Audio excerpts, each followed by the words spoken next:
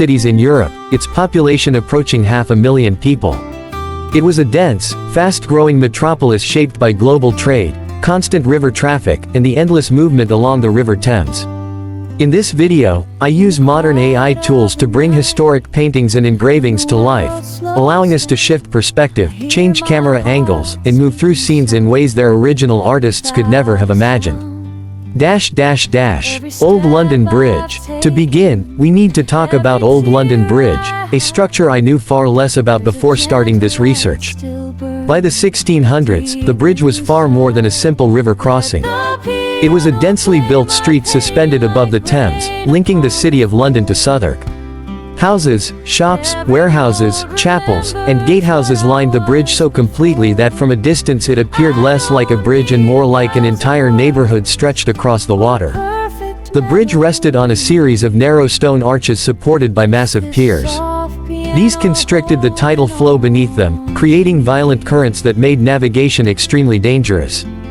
Boats attempting to pass through the arches faced powerful surges of water, and accidents were common. The buildings rose several stories high, often projecting outward over the roadway. Residents lived directly above the constant noise of carts, horses, and pedestrians below. Fire was a constant threat. Congestion was unavoidable. And yet, generation after generation continued to live and work here.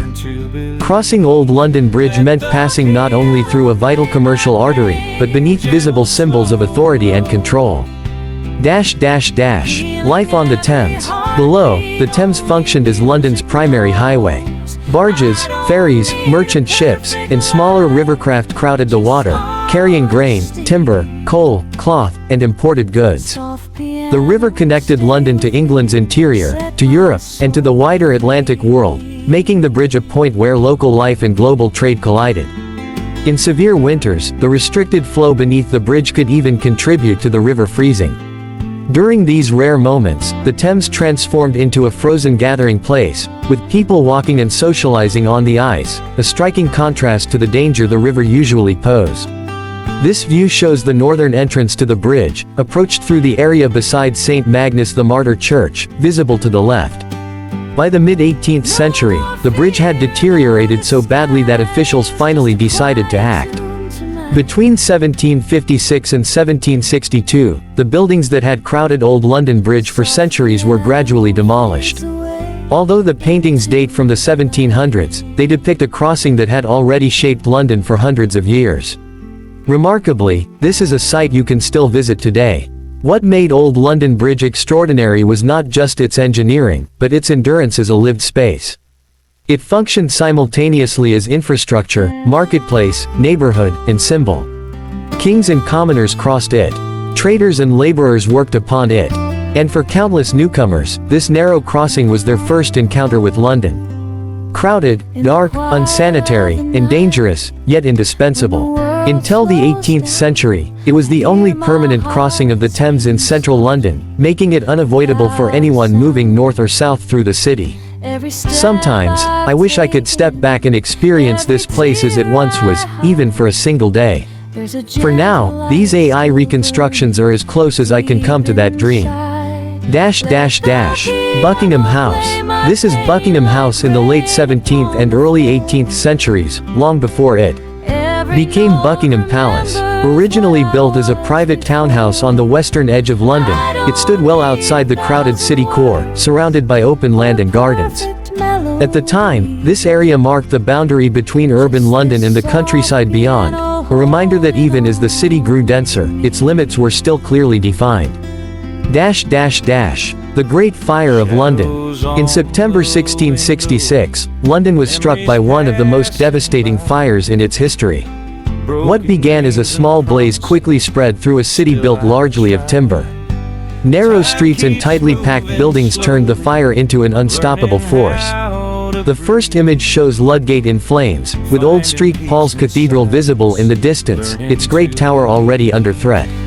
Soon, even this massive landmark would be consumed. The second view looks across the Thames near Tower Wharf on the evening of September 4th. London appears as a continuous wall of fire.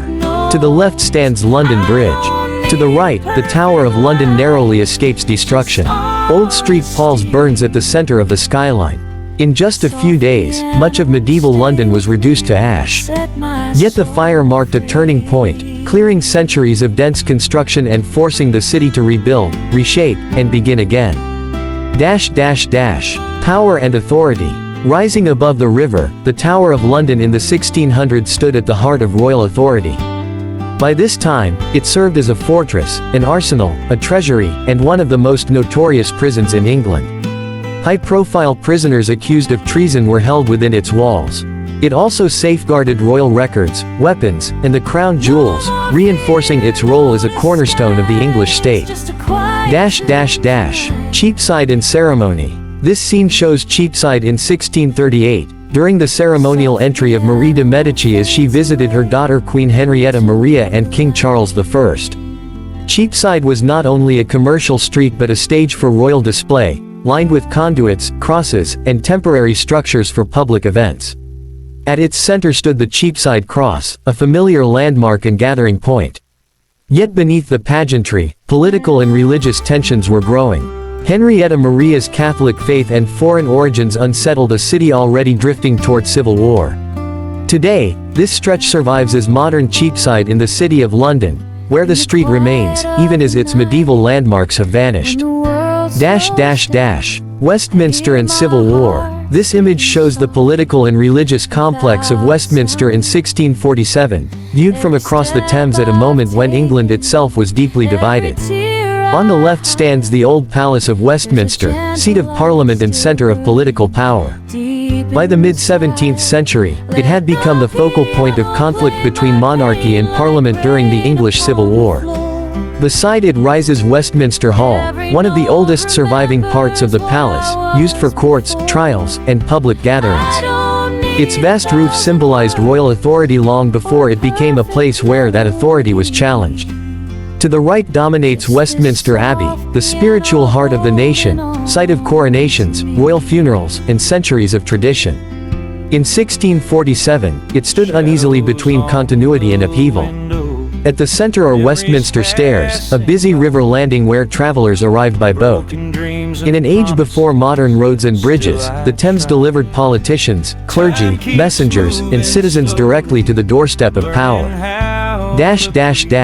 Whitehall in Richmond. This etching shows the Palace of Whitehall in 1643, the largest royal residence in England and the monarch's primary home.